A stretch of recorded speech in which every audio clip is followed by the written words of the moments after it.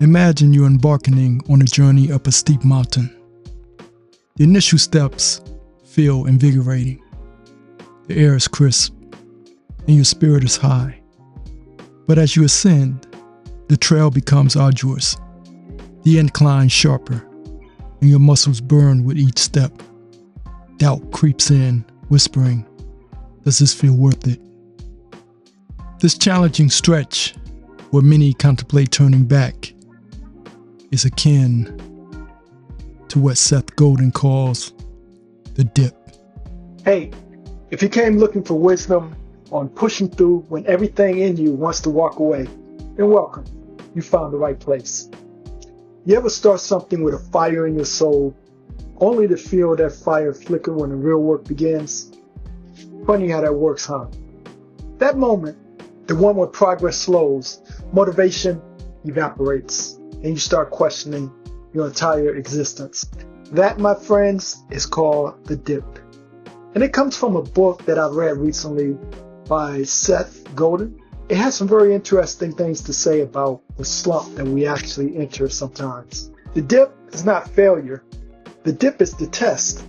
The dip is where dreamers fade, the hobbyists bow out, and the ones who really want it find out what they're made of. So the real question isn't, should I quit?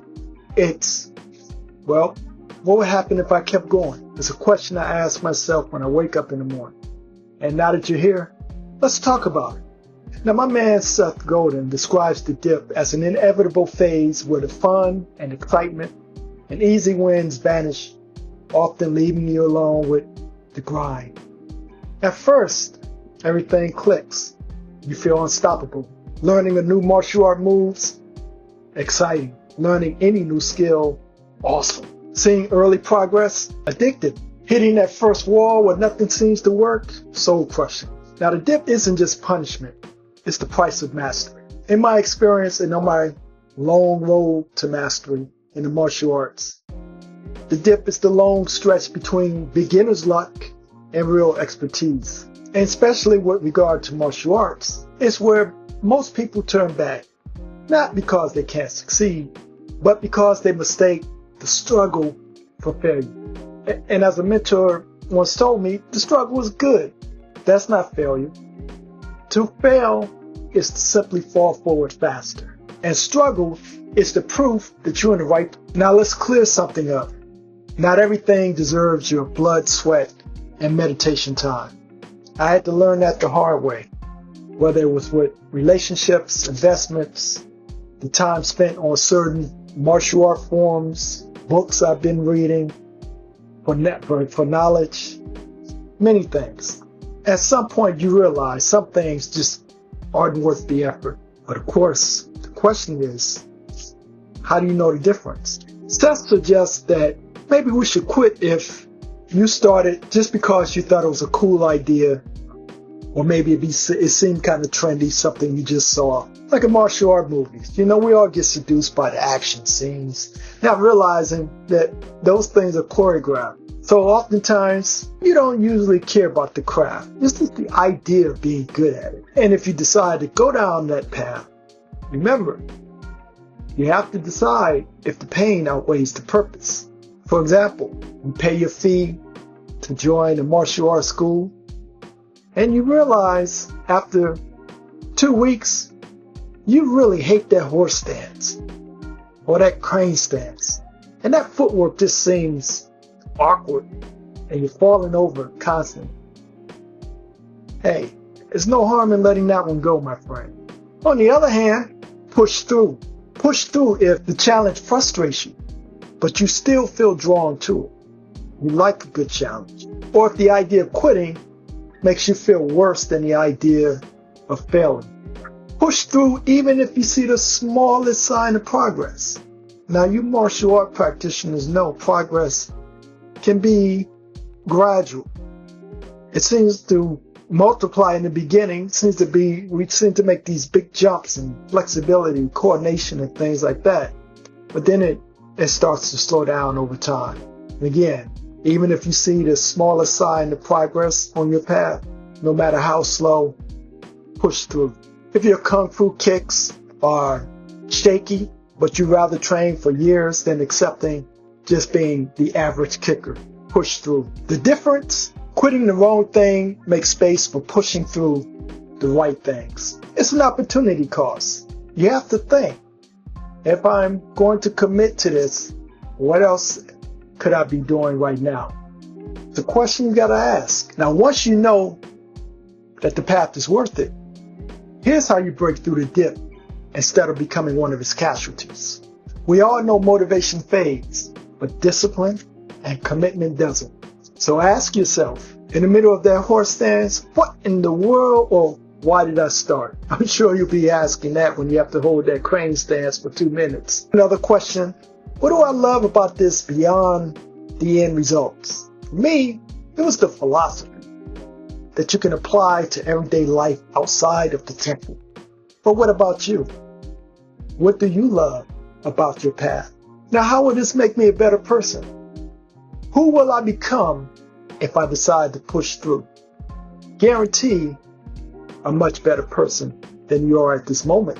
When you anchor yourself in purpose, the dip becomes a passage, not a prison. Second, find small wins, because progress often hides in the details. If you only focus on the big picture, you'll feel stuck. Instead, track the small victories. Ask yourself, did you improve a little bit? A little teeny tiny bit? Did you actually show up today? Did you give it your all? Did you even attempt to push past one of your moments of resistance? Mastery is just tiny wins stacked up over time. Third, find a mentor, a teacher, or a community that will support you, because no one wins alone. Of course, within the martial art, there's already a built-in community and plenty of teachers. The dip thrives on isolation. Don't be in isolations. Unless, of course, you're doing some solo training. That's a different conversation. But you do need a community that supports what you're doing, corrects what you're doing, and will teach you the proper way to go about achieving what you set out to do. The dip, on the other hand, wants you sitting alone with your doubts. But don't give in to that power. Now, that's different from solo training. You're training, you're working on your path, and you're working on your purpose. But just simply mulling and ruminating simply empowers your dip. Whatever you're into, particularly if you're into martial arts, you must find a mentor within your temple, your dojo, wherever you're at. Now, of course, most of these settings already have a built-in mentor through your sifu or your teacher. But it's good to have someone maybe that's a little bit closer to your rank, someone who has been through the dip, who can kind of monitor you as you're going through the same process yourself. It's good for you and for them, because it reminds the person that's working with you that they were once where you were, and they can kind of tell you how they worked through it. This helps you to make it through your dip, and it helps to make it out stronger. Also, don't forget, your community is the family that will help push you forward. And this is something I fight with myself often, and I'm still working on it. But success isn't a solo sport. So try to build a squad. Fourth, adjust. Don't abandon. Remember, the map is not the territory. Maybe you don't need to quit. Maybe you just need a better approach. Maybe you need a small break. Remember, you can always go to your mentor, take a meditation, take a few days off, and just don't ruminate. Just give yourself a break.